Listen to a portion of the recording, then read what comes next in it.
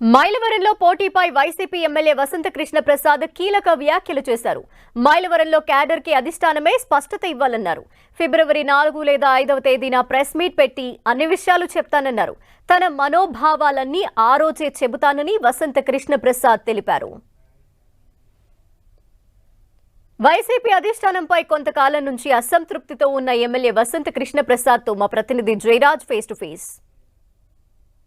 అభివృద్ధి సంక్షేమం రెండు పనిచేయాలి, కానీ ఒకటే చేస్తుందనే ఆసక్తికరమైన వ్యాఖ్యలు చేశారు మైలవరం సిట్టింగ్ ఎమ్మెల్యే వసంత కృష్ణ ప్రసాద్ గారు.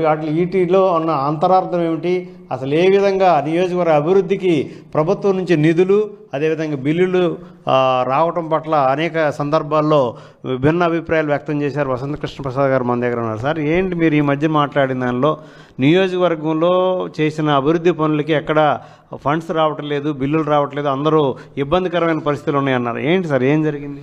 అంటే సంక్షేమ పథకాలు ఖచ్చితంగా జగన్మోహన్ రెడ్డి గారి ప్రభుత్వంలో అందరికీ అందుతున్నాయండి. 99% యాక్యురేట్గా అందుతూ ఉన్నాయి.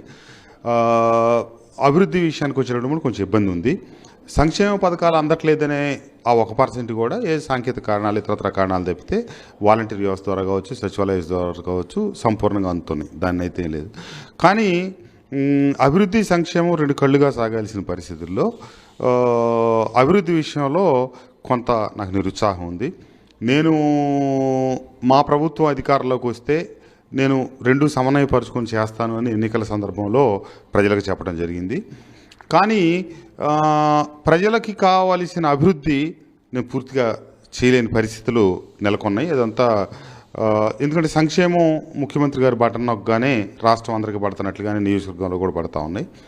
కానీ గడప గడపకి వెళ్ళినప్పుడు ఇతరత్ర గ్రామాల సందర్శనకి వెళ్ళినప్పుడు కూడా ప్రజలు ఇస్తున్నారు, సరే మా ఇంటి ముందు డ్రైనేజ్ ఏది, రోడ్డు ఏది, లేకపోతే మా గ్రామానికి వచ్చేది రహదారి బాగాలేదు, గుంటలు ఇబ్బంది పడుతూ ఉన్నాం అని చెప్పి నిరంతరం గ్రామాల్లోకి వెళ్ళాలంటే ఇబ్బందికరమైన పరిస్థితులు కొన్ని గ్రామాల్లో కొన్ని రోడ్ల వల్ల నెలకొని ఉంది. అంతేకాకుండా మొదట్లో ప్రభుత్వం వచ్చిన సంవత్సరానికి ఎన్ఆర్జీఎస్ కింద రోడ్లు డ్రైన్లు ఇస్తే వాటిలో కూడా మంత్రి పెద్దిరెడ్డి రామచంద్రారెడ్డి గారి సహకారంతో నేను అప్పుడు కొత్తగా శాసనసభ్యుడిని అయ్యాను కాబట్టి పరిగెత్తి కొంచెం అందరికీ స్టేట్ అంతా ఒక 25 కోట్లు ఎంత ఇస్తే నేను కాదని చెప్పి వారిని గట్టిగా బతిలాడితే నాకు పాపం అదనంగా ఇంకా నిధులు ఇచ్చారు. అవన్నీ తెచ్చిపెట్టాం.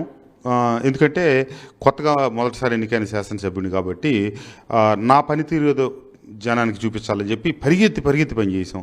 కానీ ఏమైంది, అంతిమంగా ఆ బిల్లులన్నీ ఆలస్యమైనాయి. ఆ వర్క్లు ఎన్ఆర్జీఎస్ అంతా ఎవరు చేశారు? ప్రతి గ్రామంలో ఉన్న గ్రామ వైఎస్ఆర్ కాంగ్రెస్ పార్టీ నాయకులు లేదా కార్యకర్తలు వాళ్ళే చేశారు. వాళ్ళందరూ ఒక 2-2.5 సంవత్సరాల పాటు బిల్లులు రాక చాలా అవస్థపడ్డారు. సరే, చివరికి నిదానంగా వచ్చినా వాళ్ళకి వడ్డీల ద్వారా లేకపోతే అసల్లో కూడా కొంత నష్టం జరిగిన మాట అయితే వాస్తవం, యథార్థం. ఒక మైలవరం నియోజకవర్గంలో ఈ రకమైన పరిస్థితి ఉందా, రాష్ట్రం మొత్తం మీద ఉందా? అది నేను చెప్పలేను కానండి. నా వరకైతే నాకు ఆ సమస్య ఉంది. పలు దఫాలుగా నేను అధికారులతో కానీ సీఎంఓ కానీ సంప్రదించాను. సిట్టింగ్ ఎమ్మెల్యేగా, అధికార పార్టీ ఎమ్మెల్యేగా ఉన్న ఈ వ్యాఖ్యలు ప్రభుత్వానికి ఎన్నికల టైంలో ఏమైనా ఇబ్బంది కలిగించదా? అంటే ఇబ్బంది కలిగించదా అంటే కలిగిస్తుంది అనే రాజకీయ కోణంలో నేనైతే ఉన్న విషయాన్ని చెప్పకుండా అయితే ఆగలేను కదా. ప్రజలకి అసౌకర్యం కలుగుతుందనే భావంతోనే చెప్పాను తప్పితే ప్రభుత్వాన్ని పార్టీని ఇబ్బంది పెట్టాలనే భావంతో అయితే నేను చెప్పలేదు. ఆ ఉద్దేశంతోనే లేను. నేను గత 35 సంవత్సరాల నుంచి వ్యాపార రంగంలో ఉండి ప్రజలకు సేవ చేద్దామని చెప్పి నేను వచ్చాను తప్పితే నాకు వేరే రకమైనటువంటి ఉద్దేశాలు కానీ భావనలు కానీ లేవు. ప్రజలకి పార్టీ యంత్రాంగానికి ఏ విధమైన సమాధానం చెప్తారు? ఇప్పటివరకు అయితే నేను ఆ రకమైన ఉద్దేశాలు తెలియలేను. పార్టీ నాయకత్వం అందరితో కూడా నేను మాట్లాడుతూనే ఉన్నాను. ఈ కారణాలే చెప్పి నేను తెలియజేస్తూనే ఉన్నాను తప్పితే మీరు అన్నట్టుగా నేను మాట్లాడిన కొన్ని విషయాలని వేరే రకంగా మాట్లాడి పోటీ చేయట్లేదు కాబోలు, లేకపోతే పార్టీ మారుతున్నారు కాబోలు అనే ఒక రకమైన సంకేతాలు, లేకపోతే ఒక రకమైనటువంటి ఇది కొంత రాజకీయ వర్గాల్లో కొంత నాకు సంబంధించిన ప్రత్యర్థి వర్గాలు సోషల్ మీడియాలో చేసిన హడావుడి వల్ల కానీ అట్లా అనిపించే పరిస్థితి అనిపించవచ్చు. కానీ నాకైతే ఆ ఉద్దేశమే లేదు. ఇప్పటికి నేను ఏ రకమైనటువంటి సంప్రదింపులు లేను. అసలు ఆ రకమైన ఉద్దేశంతో నేను ఏమాత్రం లేదు. అంటే మైలవరం నుంచి తెలుగుదేశం పార్టీ నుంచి వసంత కృష్ణ ప్రసాద్ గారు పోటీ చేస్తారు, అంతా సిద్ధమైంది, ఫిబ్రవరి ఫస్ట్ వీక్లో జాయిన్ అవ్వడానికి సిద్ధం అవుతున్నారు అనేది ఒక ప్రచారం. అది ప్రత్యర్థి వర్గం చేస్తుందా, అధికార వర్గం చేస్తుందా? మొత్తం మీద కృష్ణా జిల్లా, ఉమ్మడి కృష్ణా జిల్లాలో జరుగుతున్న ప్రచారానికి మీరేం సమాధానం? సంప్రదింపులు కానీ ఏం జరగలేదు. ఈ 2వ తారీఖు అని, 5వ తారీఖు అని, మొన్న 20వ తారీఖు అని, 18వ ఇట్లా రకరకాలుగా ఇవన్నీ జరుగుతూ ఉన్నాయి. అవన్నీ దురదృష్టకరం, ఏమి లేదు. ఏదైనా ఉంటే కనుక నేను ఖచ్చితంగా చెప్పేవాడిని, చెప్తాను కూడా. Thank you.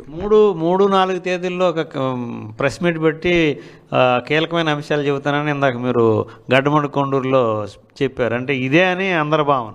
అట్లేం లేదండి.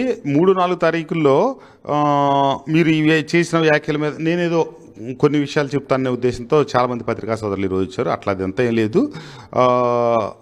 అన్ని వివరాలు సవివరంగా ఒక ప్రెస్ మీట్ పెడదాం 3-4 తారీఖులు అని చెప్పి నేను ఒక ఆలోచనతో ఉన్నాను. అంతే, ఈ ఉద్దేశంతో నేను చెప్పలేదు. అది వర్గంలో అభివృద్ధి సంక్షేమాలు 2 కళ్ళుగా ముందుకెళ్ళాలి. అయితే ప్రస్తుతం సంక్షేమం జరుగుతుంది, అభివృద్ధి విషయంలో కొంతమేర వెనకబడి ఉన్నాము. రావాల్సిన బిల్లులు, కాంట్రాక్టర్లు ఇబ్బందికరమైన పరిస్థితులు ఎదుర్కొంటున్నారు. వారందరికీ సంబంధించిన అంశం గురించి ఆయన మాట్లాడానని చెప్పేసి వసంత కృష్ణ ప్రసాద్ పేర్కొంటున్నారు. కెమెరామ్యాన్ గోపితో జయరాజ్, 10 టీవీ, గొల్లపూడి.